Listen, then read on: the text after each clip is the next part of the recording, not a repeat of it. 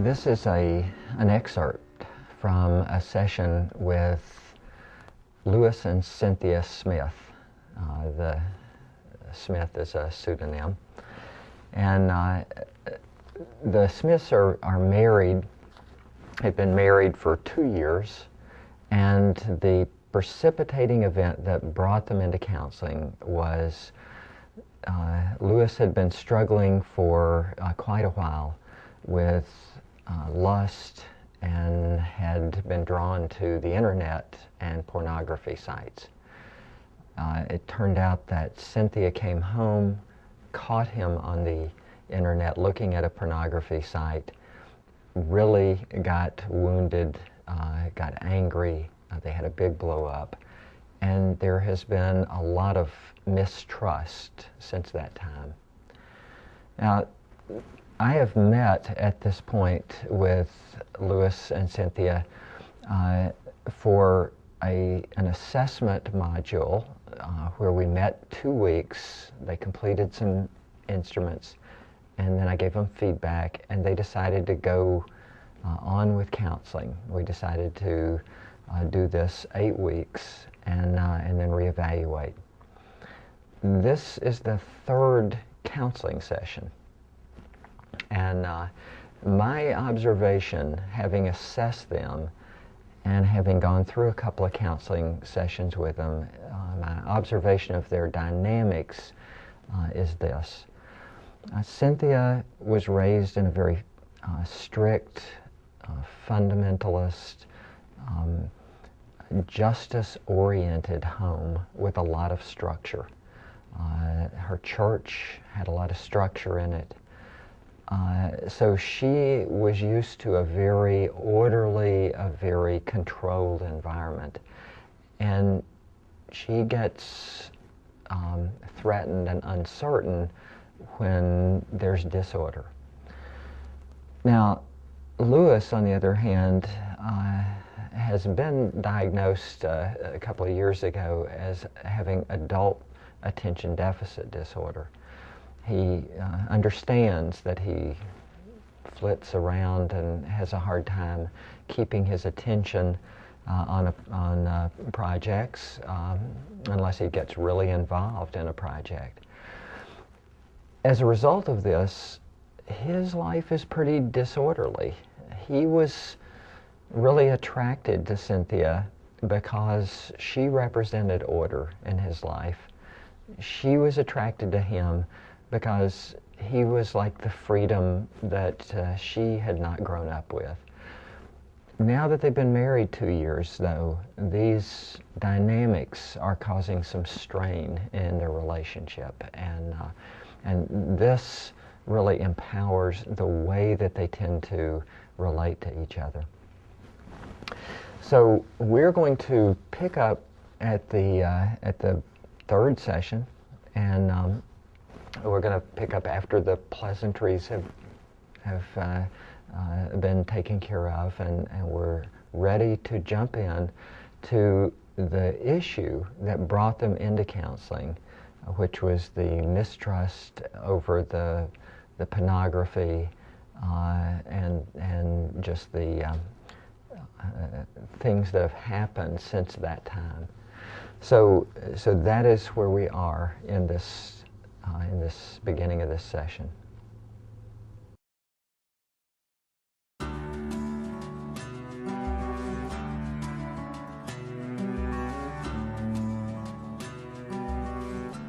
Okay, Lewis and Cynthia, we had said last week that this week we're going to tackle the issue that really brought you into counseling, the incident where you walked in, Cynthia, and found that Lewis was on the web looking at pornography sites. So is that still of concern to y'all? Yes. Yes, but I've made changes. Mm-hmm. Like what kind of changes? Well, just like I try not to get on when she's not around, like she leaves the house to go grocery shopping or something. I've also moved the computer in more like the family room rather than up in my office where there's more privacy. So, and I pray. I mean, I'm praying. I just have a hard time believing that it's completely over with. And why is it that you feel that that you doubt that? Well, I know it's a strong temptation for men, and it's been a problem for a long time, and I'm not willing to believe that it is something that is completely resolved. I know he's made changes, but I still think that it's an issue. Okay.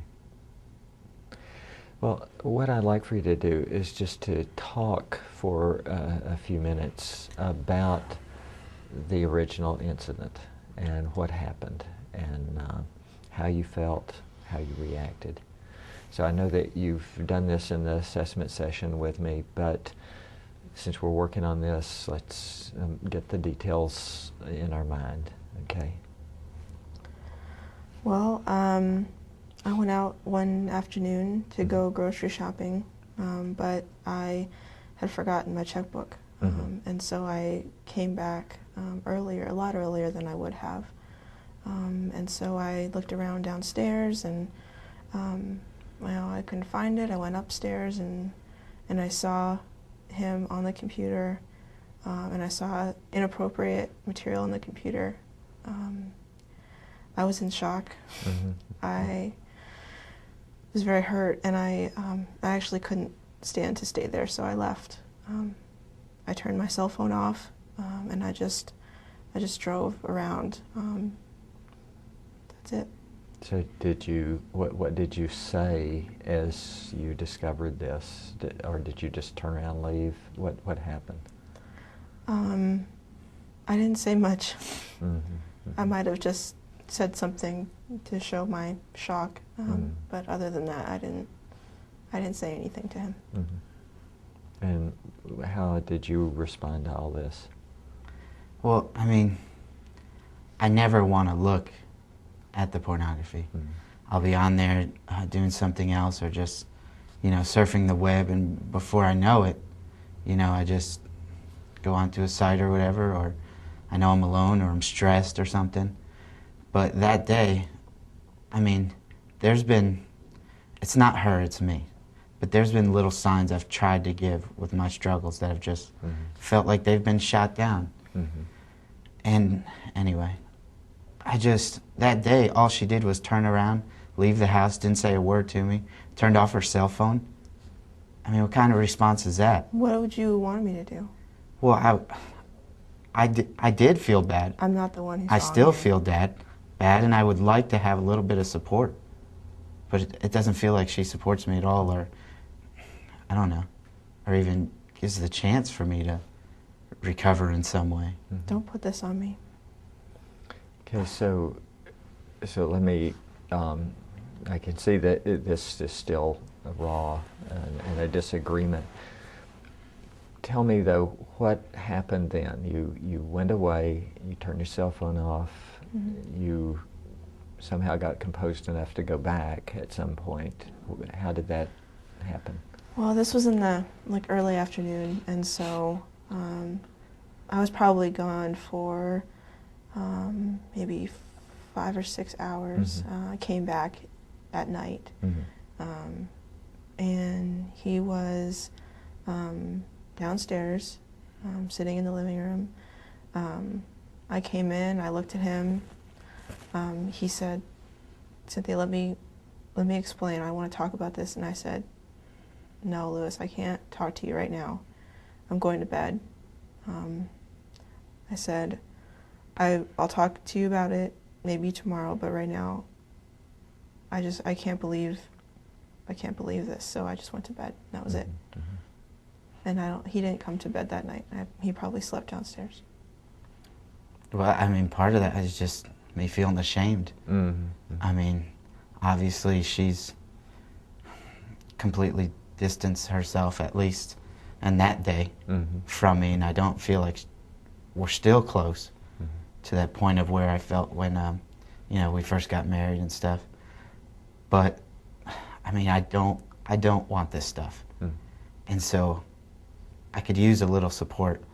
And when she talks about the next day talking about it, and then that became 2 days, and then I still don't want to talk about it, and then it's like, okay, well, where's the forgiveness? Mm-hmm. So you feel like, well, have you talked about it in some way that moved toward any reconciliation since then? We've talked about it a little. What but happens? We always end up very angry. We don't usually yell Mm-hmm. when we try to discuss other issues in our marriage, Mm-hmm. but when we start talking about this, it always turns into a yelling match. Mm-hmm. To the point where I'll just start crying, I'll get very upset, Mm-hmm. and just shut down, and it just doesn't ever progress. Probably done that 4 or 5 times. Mm. Right. And so Lewis says, where's the forgiveness? Is there forgiveness?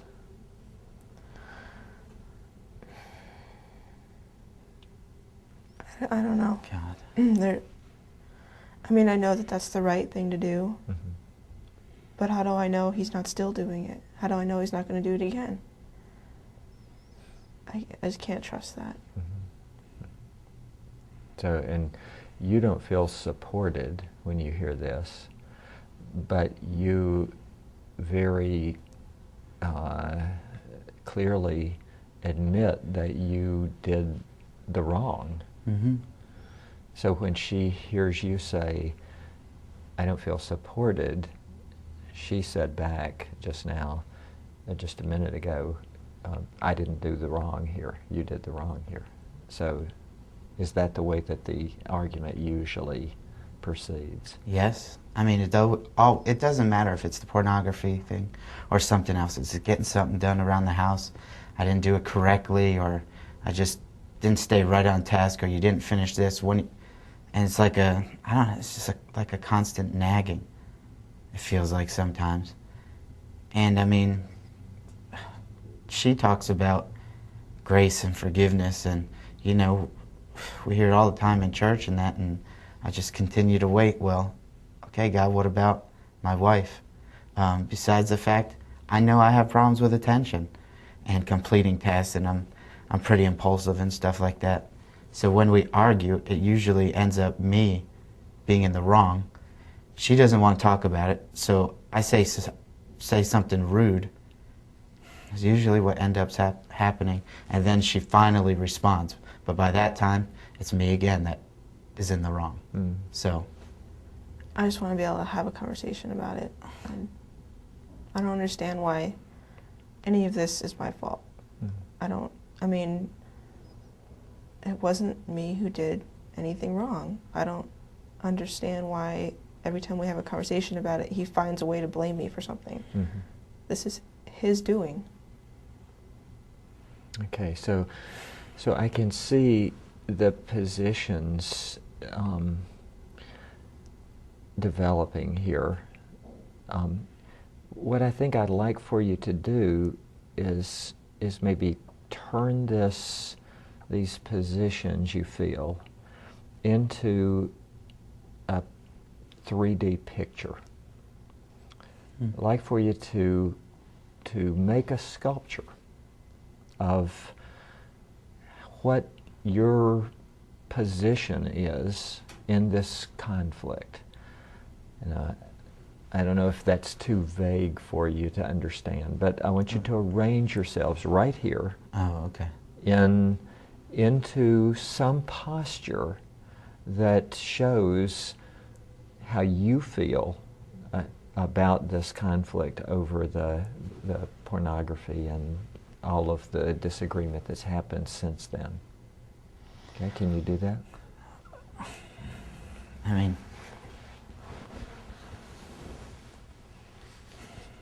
I guess I'm just ashamed. I can't even look at him. Okay, so that's good. So, Lewis, you are ashamed. You can't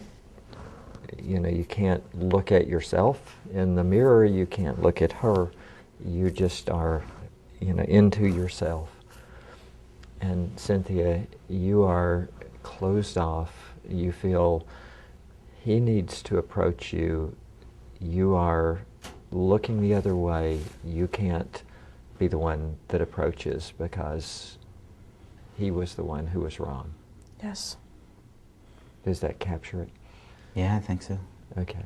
So let me just have you stay in that position, just get in that position and hold it for a minute. Okay?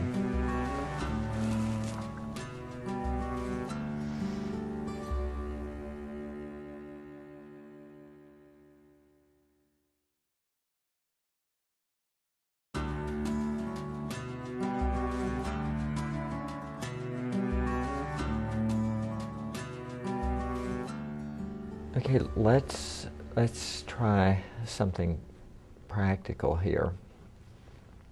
Lewis says he wants to be able to control this, that he's done a couple of things to try to control these urges to get on the computer and into pornographic sites.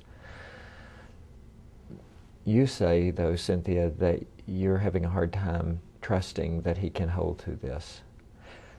So let me see if y'all can problem solve together and come up with some ways that he might be able to give you some assurance that would help you move just a little. What can he do? What would you like to see him do? I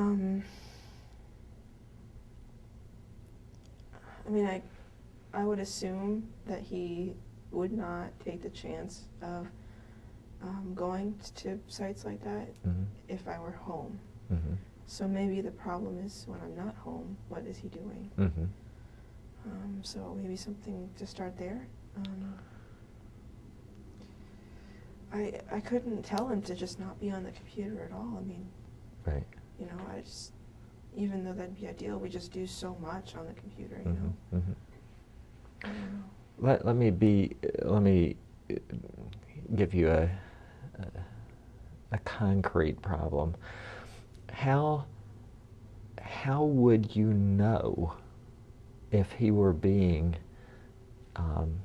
absolutely trustworthy in this area? Part of me thinks I would never know, and that's the hard part. I don't know, maybe there's some sort of program that you can put on your computer, or maybe there's, maybe there's one of those types of things that we could get, and I think there's might be something where it monitors what you're doing. I think they also use it for children, but also for this type of thing, maybe something like that. So I don't know the technology, but something like a V-chip for a computer, or something that blocks certain sites. Yeah. I think there might also be one where they email a certain list of people that he would have to put me on a list, and it would email me the sites that he goes to while he's on the internet. I don't know if it works. I don't know. But if something like that were to happen, that would give you some assurance. What would you think about that, Lewis? I mean, I want the help. I see that as help with the computer downstairs. Only when she's home. My friend told me about a site that does do that in the church, where they it gives out a whole report, like a monthly report of everything you've been on.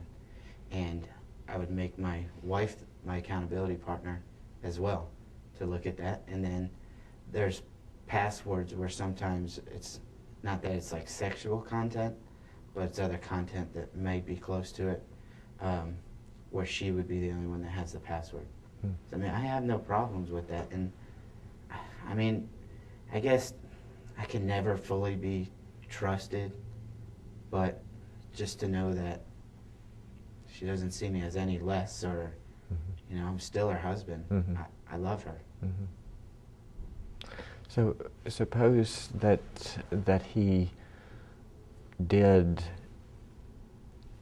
find a way at church to make you his accountability partner, to send you the list of the sites he's visited. Would that help? I think it would help.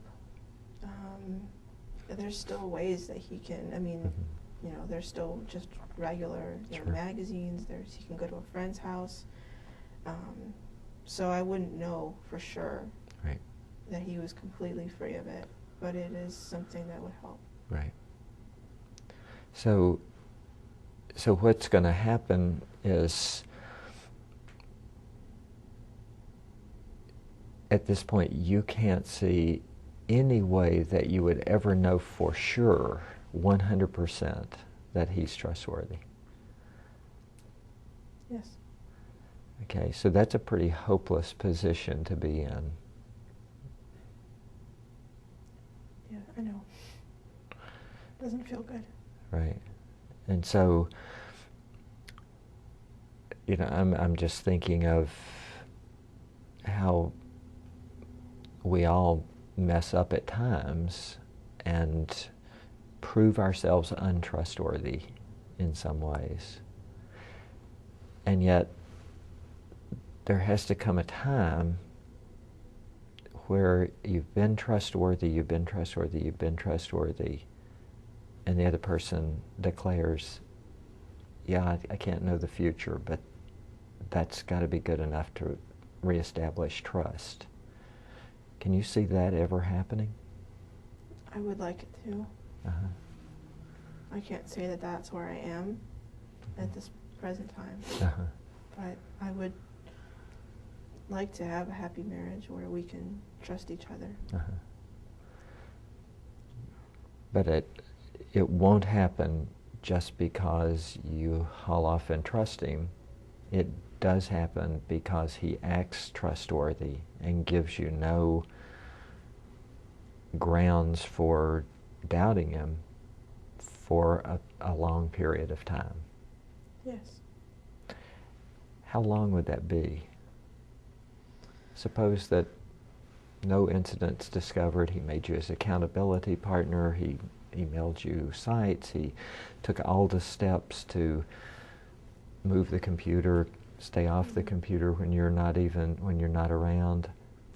How long before you could say with a reasonable certainty, I'll give him trust back? Well, I know it's been a problem for a long time. And I think that it would be like on a scale kind of thing, where after a while it'd be better, and then after more time it'd be even better, and then after even more time I would probably not even think about it anymore. But if you're looking for like dates or a specific time period, I think that it would probably be months, like maybe 6 months of nothing, no incidents, and no times where I felt like I couldn't trust him. Okay. Okay. What do you think about that, Lewis? How does that feel to you? Well, I mean, at least it gives me, I don't know, a little more hope, or some sort of timetable, I guess.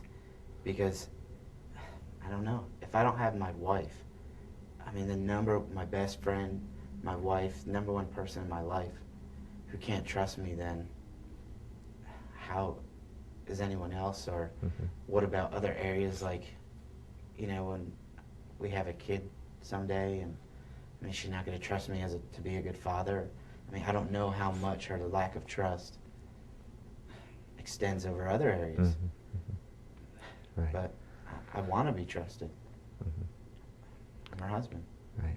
Okay, so I can see also, it's like on one hand, because things have been going bad, it's hard for you to look in the future and see a time where you could just give him trust. And so this period extends for a long way.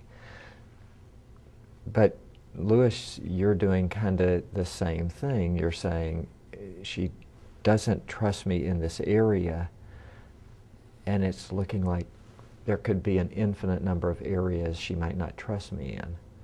Yeah. You know, so this will be a very hopeless feeling for both of you, unless you can kind of say, we're going to dedicate ourselves to a period of time where we're going to try to be, you're going to try to be trustworthy in virtually 100% of all instances. Mm-hmm. And at the end of that time, that is a time where we'll release you from kind of being held over your head, being generalized to other areas. Now, of course, that doesn't mean people that you won't mess up or Lewis won't mess up at some point. That's a different issue. But in terms of this issue, okay. Okay, so a few minutes ago, I asked you to get yourself into a position, your body into a position that reflected the way that you feel after you had discussed the issue for a few minutes and gotten kind of upset with each other again. Knowing that there's a kind of a plan, that I'm sure that doesn't take care of everything, but knowing there's a kind of a plan, what kind of position, how would you put yourselves in that body position now to reflect the way that you feel? I can't say it'd be a whole lot different. Okay. I mean, not so much ashamed, I guess, as much, but Mm-hmm. I want to feel close to her, like, so. Okay, so, all right, so you're, okay, just hold that position. So you're trying to feel closer to her, and you are looking, where do you want to look? That way. Okay, so you have moved from looking away from him and turned totally away to you're starting to move. You can feel a little bit of movement. Okay, just hold that position.